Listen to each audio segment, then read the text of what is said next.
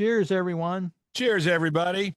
Hey, thanks for joining us again. You know, I think, Tripp, I was the last one to find out. Seriously. I was the last one to find out that those early Monkees tracks were the creation of the studio musicians, the Wrecking Crew, and not Davey, Michael, Peter, and Mickey. I think I was like 60 years old when I found that out.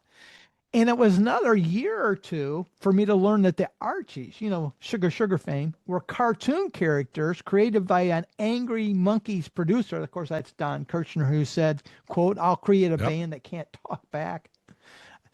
Talk back. You know, when I found out, it really didn't change my view of that music that I love. Tripp, I know you found out about it much earlier, but did it really impact how you viewed the music by the Monkees and the Archies? You have to remember that Monday nights at 7:30, I was glued to the television to watch the Monkees. I bought the albums. I have the first 4 Monkees albums. And, you know, I was young at the time, so I didn't really know all about the background of all this. Now, I found it out in later years. And that was one of the things about the Monkees that I think I have respect for them. I do think the Monkees have a special place in a lot of people's hearts. Well, Tripp, if I didn't know about the Monkees and the Archies, you can be guaranteed I had no idea about the Grassroots. Another master class in studio smoke and mirrors. We're going to get into the backstory of the Grassroots on the B-side, in the B-side segment. But first, let's talk about their songs. They had 14 top 40 hits. I'm wondering if you can name 6 of those Grassroots hits. And a spoiler alert, their first hit was recorded and a hit before there was even a band. Tripp, can you name 6 hit Grassroots songs? I think I can. And I think the song you're referring to is Sooner or Later. It is a hit song, but that is not the song. That was actually a hit in 1971. Okay, you're right. Okay, Grassroots. Where were you when I needed you? That was the song that was a hit before there was actually a band. We'll get into more detail on the B-side. So you got 2 of 6. Heaven Knows. That peaked at number 24 in 1969. You're correct. You're halfway home.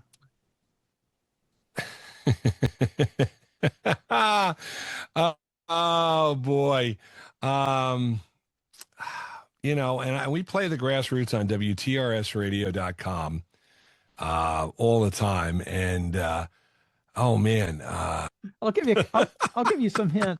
There's 2 times a day, 12 o'clock noon and 12 o'clock noon, 12 o'clock. Midnight. It peaked at number 5. It was our highest charting song. You ready? Midnight Confessions. Midnight Confessions. Midnight Confessions. Yeah, you're right. Midnight Confessions. Wow. There was one that became a definitive anthem for soldiers during the Vietnam War. It had to do about not dying in this 24-hour period. Let's live for today. Let's live for today. That was their second highest charting record. That peaked at number 8. So you've got 4. And then there's a song about waiting a long, long time. Wait a million years. I'd wait a million years.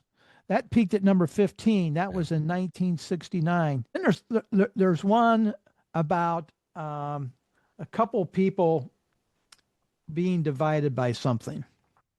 2 Divided by Love. 2 Divided by Love. That's correct. Peaked at number 16.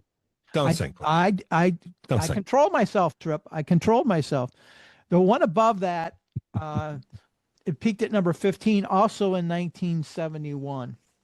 Had to do with a certain in the title. The River is Wide. The River is Wide. I'm pretty confident it's on the list. I just lost my thing here. That is correct. That was in 1969. So you've got the number. Very good. Let's go through the entire Yeah. list, and I'll fill in some other ones.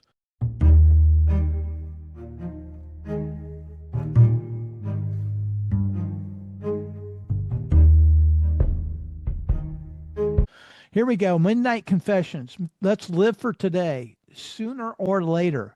I'd wait a million years. Temptation Eyes was one from 1971. Peaked at number 15. Yeah. Yeah. Two Divided by Love. Things I Should Have Said. That was the follow up to Let's Live for Today. Heaven Knows. Yeah. Where Were You When I Needed You? Bella Linda. To be Yeah. honest, I'm not familiar with that one at all. Yeah. Bella Linda. Yeah. It's a good song. Yeah. We play these on WTRSradio.com. The River Is Wide, you mentioned, and a couple more. Glory Bound, Baby Hold On, and their final one in the top 40, which was The Runway. Now, before we flip to the B side, as a reminder, I'm going to ask Tripp for his 3 favorite songs. Please share your favorite song in the comments. We'll select one to be added to the Trippin' Up Triple playlist. And for the B-side, so far we've chatted about the wax. Time for the B-side where we dig into the facts. Tripp, what do you got for the B-side? Well, the Grassroots were essentially known. Rob Grill was known as the lead singer for the Grassroots, and he was the face of the group. And the Grassroots were an ABC Dunhill Records, and I think one of the previous shows we mentioned Snuff Garrett. He was one of their studio producers, and Lou Adler was a guy behind ABC Dunhill Records too. The thing about the Grassroots was, this was in the 1960s, and drug use was high among musicians, shall we say, and that was something that really hurt this group. Rob Grill especially had issues with drug and alcohol addiction. And that was part of the reason they went through a number of band changes, folks in and out. And Rob Grill was the guy. And when finally the group split up, Rob Grill thought, I'm going to be a star and stuff. Well, Rob Grill was not a star. The group got back together in the they got back together for reunions, and they appeared on, they did the Happy Together tour. And then in later years, when they resurrected the Happy Together tour in the 2010s, Rob would appear on that. But Rob, unfortunately, was sick. And I think it was on one of those tours or just after one of those tours that he passed away. But again, Rob Grill was the guy behind the Grassroots. And to me, it's absolutely amazing that there was a hit song and there wasn't a band. So I think it was P.F. Sloan was the guy that was the voice of. Yes. And as the song went up the charts, said, hey, we got to have a group. They hired a group to be the Grassroots, but that group decided that they would also play some other music other than the Grassroots. So they fired that group and they hired another group. I think it was called the 13th Floor. And that was really the core group that went out on tour and was the face of and the voice for the group, the Grassroots. Well, Rob Grill was in the 13th Floor. Rob Grill was in the 13th Floor. That was Rob Grill's group. Yeah. They hold the distinction of a very significant record as far as longevity on the Hot 100. It was their record started in 1967. It ended in 72. And it wasn't until 2001 that the record was broke. And that was the most consecutive weeks with at least one song on the Billboard Hot 100. 307 consecutive weeks, there was a Grassroots song on the Hot 100, which is, to me, it's incredible. It's absolutely incredible. Do you want to take a guess who broke that record in 2001? Michael Jackson? Lil Wayne. which Oh, I would have okay. never got. Lil Wayne. And do you know who broke hit? And that was 326 weeks from 2001 to 2007. It was broke in 2009, went all the way to 2017. An artist was on the Hot 100, 431 Taylor weeks. Swift. Taylor Drake. Swift. Drake. Oh, okay, Drake. Okay. I But Phil, the thing I'm going to say about this is, it speaks more of the fact that, again, the Billboard Hot 100. How many of those songs do you really know? It's funny because we listen to, we're all drawn in the 70s and 80s to American Top 40. Casey Kasem counting down the hits. I got news for you. If you know half of the songs in any given week from 31 to 40, you're doing pretty good, because there was a lot of movement on the chart, and you didn't have a lot of songs on there that were memorable, and there were songs that would reach that pinnacle and then fall off the charts.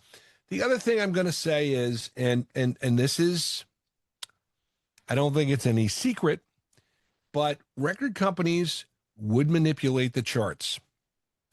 And if there was a week, let's say a song was falling off, they would just sit there and they would say, okay, here, let's manipulate this and put them on there.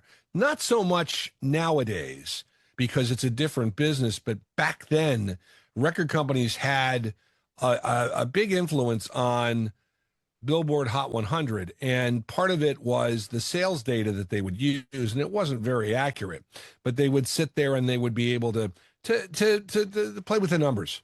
And so I'm not surprised that they had that record, because they were one of the moneymakers for ABC Dunhill Records for a number of years there. Yeah, I think the one thing is, Lil Wayne and Drake, especially Drake, digital world, it was different back in the 60s in some way, shape, matter, form. You Yes, mentioned the yes. word, it was sales driven. In the 60s, a week on the chart meant that you had a physical 45 record single that somebody theoretically purchased, and that the DJs were playing on the radio. The grassroots, an incredible catalog. Really love their music. What's your favorite grassroots song? Please post it in the comments. One of yours will be added to the playlist along with 3 from Tripp. That playlist is the Trippin' Up Triple Play playlist. Tripp, what are your 3 favorite songs from the grassroots? Sooner or Later is a great song. Temptation Eyes is also one of my favorites of there. And Wait a Million Years. I mean, the grassroots had so many hits, and those are probably their biggest ones. Yeah, I gotta go with what do I gotta go with? I think I'm gonna go with 2 Divided by Love. Hey, viewers and listeners, let us know. One of yours is going to be included in the playlist. You like what you're hearing from Tripp Rogers? You know what? You can hear Tripp on some other programs, including the weekday afternoons on Q105.3 in Savannah, Georgia, WRHQ.com, and WTRSradio.com on the TuneIn Radio app. Some links can be found right down there. Also, he has a series called The Music Yearbook with Tripp Rogers. You can find it on Facebook and stations, including vinyl, 91.9 WBNJ. It's in some city in New Jersey that I always mispronounce. And 107.5 WRUU in Savannah, Georgia. Hey, thanks for joining us. Let's do this again soon, real soon. Keep the coffee brewing, the conversation flowing. And those music memories spinning start right now by checking out one of these videos now.